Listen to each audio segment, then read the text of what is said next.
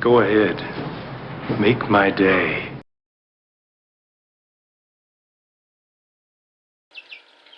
.44 Magnum, Rossi's Ranch Hand, Mare's Leg.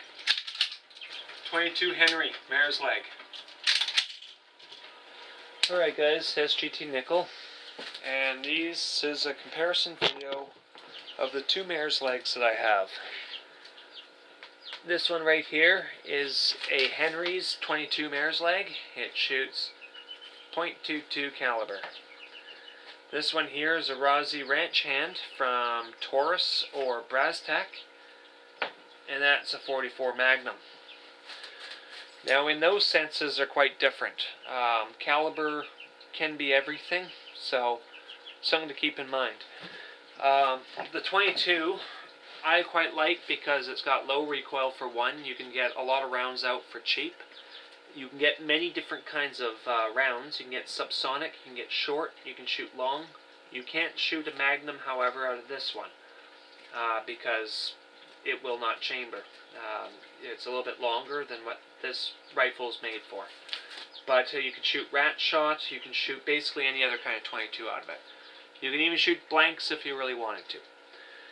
This here is from Chiappa. It is a long skirt for a lever action. It happens to fit the Rossi perfectly after a little bit of milling. So I have that option for this gun. These gun stocks are not interchangeable, even though they completely look like they are. They actually are a slightly different profile by mills, so they do not fit. Loading them, it's a little bit different. The .44 Magnum goes in this way. You slide them in, and it'll hold 6 in this tube, 1 in the chamber. The .22, you got to take off this back end here. This tube feed slides out, and you've got a plastic on a spring that pushes your rounds. So you got to drop them in like so, point facing forward, so they slide into place. This magazine will hold 10, 1 in the chamber. So that right there is a big difference from 6 to 10.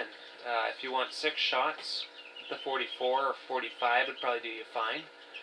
But if you want more than that, go with a .22. You can put 10 in there. So there is a difference. The difference in length, here I'll flip it around this way, put them butt to butt. I don't know if you can actually see that. I'll try to pull them back a little bit. The .44 ends right here. Here, I'll do it this way. There you go. So the Henry's Mare's Leg sticks out almost an inch longer. So in the muzzle length of the Henry's is about 1 inch longer than the .44. So it's just a tad bit longer. They'll both fit in the same holsters. They'll fit in the same scabber. I've got a 1-point hitch for both of them. It's all the same. If you want to know how to get better accuracy out of these, watch my video on the Mare's Leg and how to get more accuracy. I think it's an unboxing video as well. And it's mostly on this one, but you shoot them, it's basically shooting them the same. The sights are a little bit different. This one has a closed V sight with a hooded bladed sight. The hood slides off so you can get to the screw hole if you wanted to change sights over, put different sights on.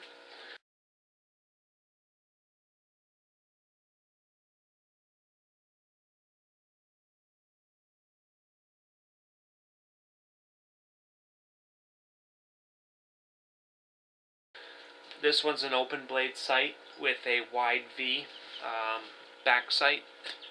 Other than that, they're very, very similar. The loops on these are a little bit different. The Rossi has a bit bigger loop than the Henry. Me personally, if you're wanting to fast shoot, I find a closed loop a lot faster because it's less distance for your hand to move in there to pull the lever. As for this distance of travel, I have a few more inches to go. Therefore, it's probably milliseconds more.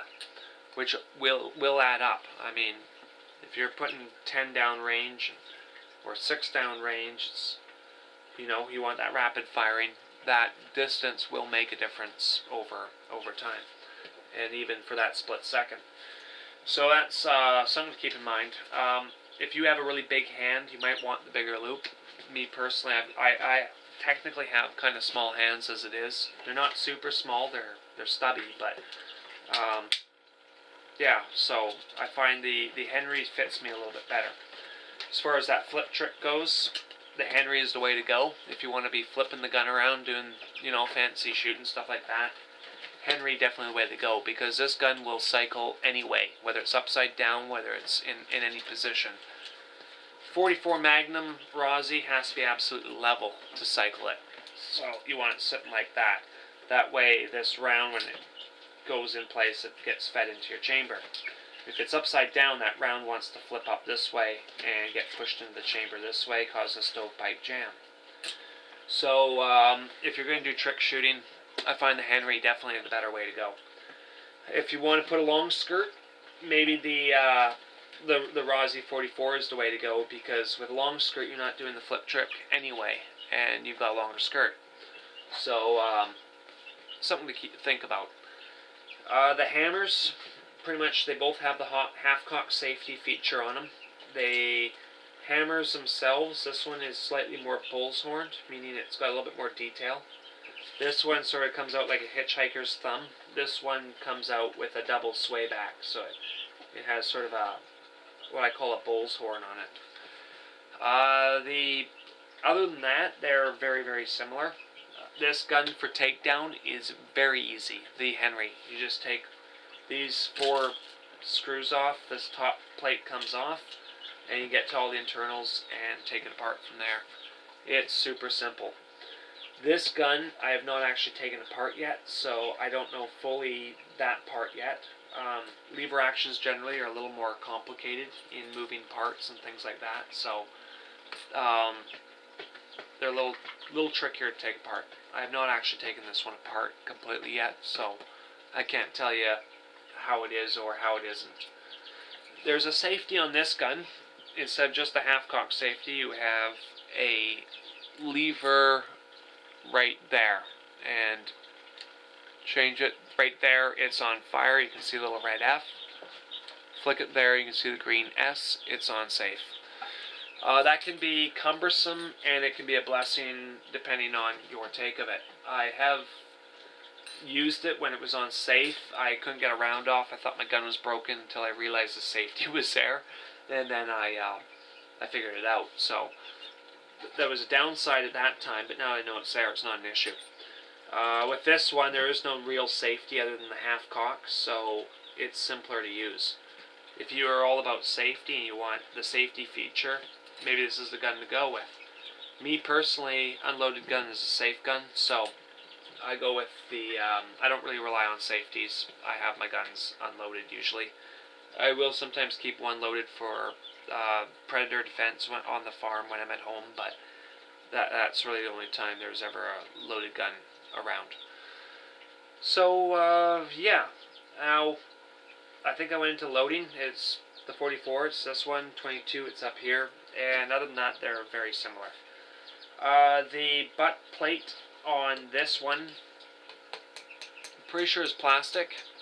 This one is metal. So this gun is all wood and metal except for one plastic push feed thing inside the magazine. This gun has a plastic buttstock and a plastic push feed. Everything else is wood and metal. So, yeah, weight. They're about the same weight. I haven't actually weighed them, but when I pick them up, I'm using them. They are pretty much the same weight. They don't feel, one doesn't feel heavier than the other. I flip hands. They feel pretty damn close. So yeah, triggers. The triggers are very similar as far as just looking like. If you quickly glance at them, you would think they were the same thing. They're both metal. This one has a smooth trigger. There's no grip on it, really. This one has sort of lines grooved on it, so it catches your fingers, I guess, or you have more textile on it. So that's another way they differ. The finishing on the Henry looks better, but as far as quality goes, they seem very similar quality. I got the same amount of play on these lever. There's ever so slight play. You get more play when the gun heats up, and then of course when the gun cools down, it goes back to the same kind of play. Just a micron of play there. Yeah, barrels, they're beautifully rifled and very clean as a whistle. So got no problem with that. So yeah, I don't know. I don't really have any complaints other than what I had with this one until they fixed it. It was not cycling properly. The day I bought it, I took it back basically next week, and they fixed it free of charge, and it was done within a week. So I've got no complaint about that. I really like the hooded sight on this. There's a few features about the Henry 22 at the moment that I kind of like better than the Rossi, but as far as power goes, the Rossi is definitely the more powerful gun. If you want to get into bear defense, stuff like that, wilderness survival, maybe the Rossi is the way to go. If you want to get into fast shooting, fancy shooting, trick shooting, plinketing, maybe the 22 is the way to go. So, yeah, those are sort of your options. Now, I've heard of the legal bullshit about putting the stock on here. People are trying to tell me it's illegal. Maybe in the States it is. Here in Canada, you're lengthening the gun. Now, yes, I do know that this is classified as a handgun, not a pistol. It's classified as a handgun, meaning you use two hands to shoot it. You put one of these on, it kind of turns into a carbine as far as the terminology and all that goes. But the thing is these are always a platform, right? These are always a rifle platform. Rifle platform. I don't care whether it's a pistol or not, it's still a rifle platform. So you put that on, it's just a rifle. And non-restricted. We're not going with, these aren't restricted. Because it's a handgun doesn't make it restricted. It's still non-restricted. So you can put a long skirt on these. It is legal. It's not illegal.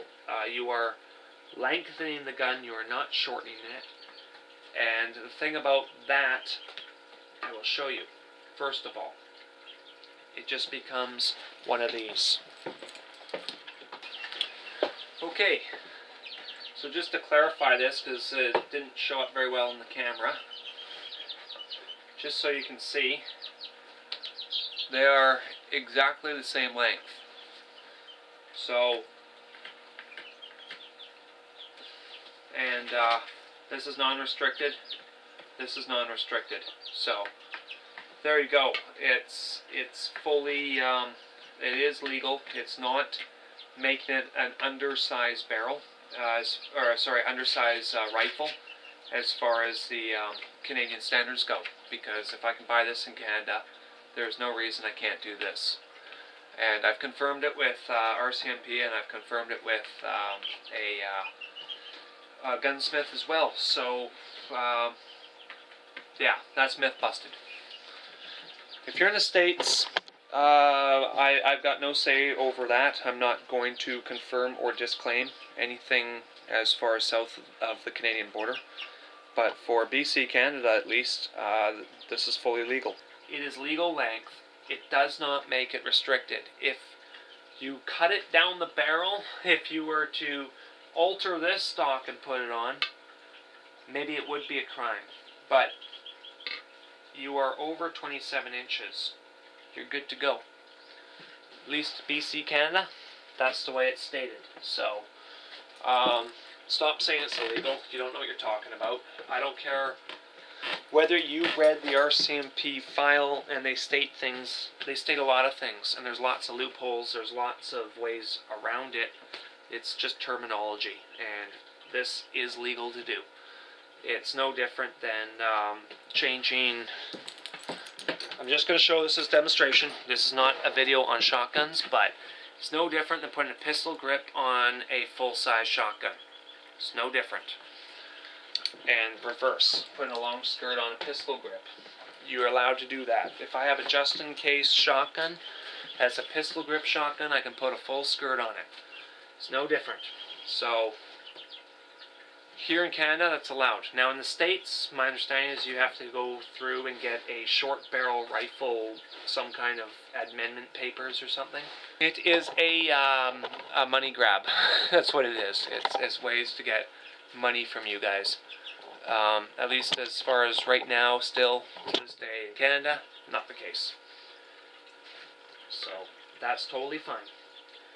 But me personally, I really like the short skirts on them, so I rarely use this anyway. If I wanted a rifle, I just go out and buy a rifle. But I happened to get this. It was antique, so, well, I'm not 100% sure it's antique. It was sold to me as antique. They said it was antique. It's made by Chiappa. So if Chiappa's over 100 years old, then sure, I'll buy it. It's an antique. But I need to find out how old Chiappa, the company, is, and I can tell you right then. It's no older than that. But that's something I'm still researching. But it was sold to me as an antique. So, yeah, we'll get into the rounds. I think we talked about the 44 goes in 22. Quite different in size. Okay, so the two rounds here. We got a 22 and the 44 Magnum. The way the rounds are different, one is a Rimfire, which is the 22, and the 44 Magnum is a centerfire, meaning you have to hit that center button to make it go off. And on this one, you have to hit the rim to make it go off. So there you go. You can get hollow point for both, and you can get various rounds for each of them. So depends what you buy. This one here is a high velocity hollow point round, and that there is just a standard target round. So yeah, the 44 of course has more knockdown, but the 22 will go farther. So yeah, the stocks are not interchangeable, and so this stock will not interchange over here, which I wish it did, because these stocks almost match compared to these two. So, one downside. As far as accuracy goes, all that, watch my video on how to get more accuracy out of these things. I talked about the silly little tassels that come on them. I've got these loops. They're great for the one-point hitch sling if you're going to put the sling on it. That way you get more accuracy out of it. There's a tassel that comes with them. I take them off because they definitely get in your way when you're doing certain kind of shooting and stuff. But put it on for now. Sits on there like so. It's mostly for decoration. But I've come to the conclusion that I think this is what it's for. You can tie off your gun. Acts as a trigger lock, so you can't open it. Makes sense. Now I don't know for sure if that's what it's there for, but it makes sense to me that that might be one of the reasons. Otherwise, just get rid of it, because it's garbage. It gets in your way. If you want to lock them up, put a cable lock right through, close it, and they're locked. You can't open the trigger or the lever because it's locked over the stock. You can't pull them off because they close tight enough that you can't actually loop them around your stock. So that's a great option to lock them out for safe storage. I've made a scabber for this with a ammo pouch. There's a video on how to make these, but we're not getting into that, just saying different ways of storing it. And you can get different kinds of holsters for these as well, and other carry options. So there's many options for these things. I think the reason why a lot of people don't like them and they say they're not accurate is the people don't know how to shoot them. I find I can hit my target no problem with these guys. I can use these a little bit better than I can use a pistol. So there you go. And they're non-restricted, which is great because I can take these anywhere. Unlike I can take a pistol. If I want a pistol, I can basically only take it to the range and back, or to the gunsmith and back, and that's it. I can't even use it at home. These guys, I can go to the woods. I can play with these in the woods because they're non-restricted. As long as I can discharge a firearm, I can play with these. So, yeah, just loving the mare's legs right now. They're really high up on my favorite list. We'll leave you out with the this one thing about the Taurus. It has a lockout mechanism on the back here, which the Henry does not have. Another safety item, or a safety feature, and we'll get my key here. It's just a basically an Allen key that's hollow, and you can turn it till it clicks, and now I can't pull that anymore. It just locks up. So it's just a safety feature. Basically, child-proofs your mare's leg. Now I'm saying this hypothetically.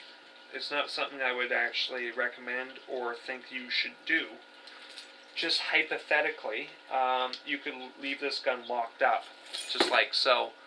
Set it down on the coffee table and not worry about your kids being able to tamper with it, especially if they're really young. That's just hypothetically.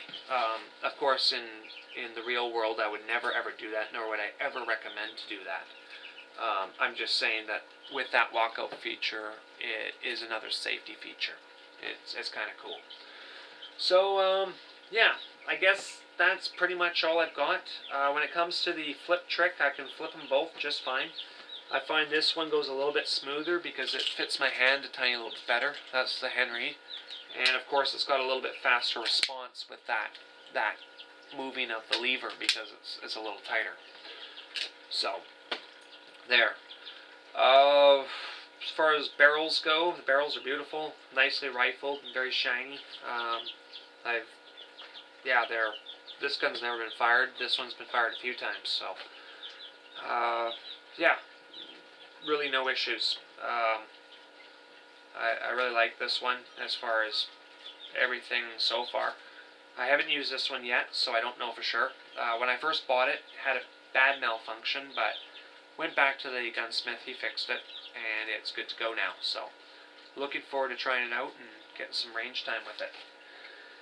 So I'll leave you with that. I think we've got enough info for the comparison. If you got any questions, please ask. I'd be happy to answer if I can. If you got anything to add, please do so. I think, yeah, the more info we can get out about these and understand, the better. So when it comes to the 22 or the 44, I don't know. Which one's your favorite?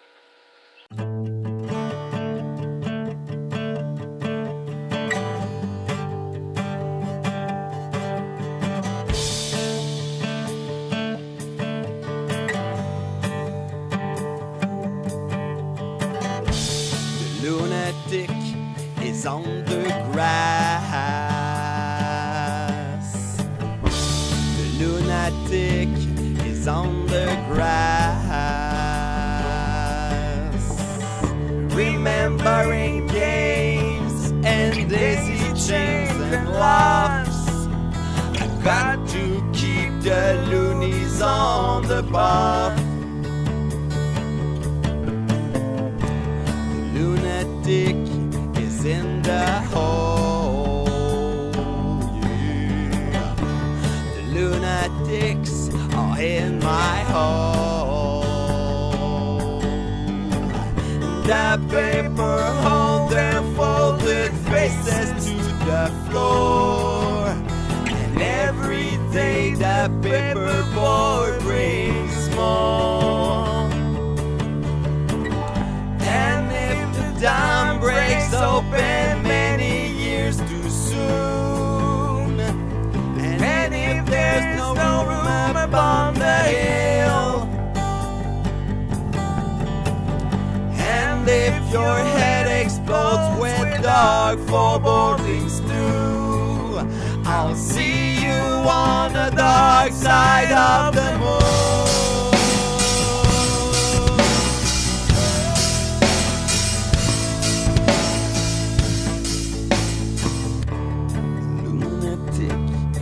In my head, the lunatic is in my head. my blade. You make that change. You rearrange me till I'm sane. And you lock the door and throw away that key. There's someone in my head, but it's not me.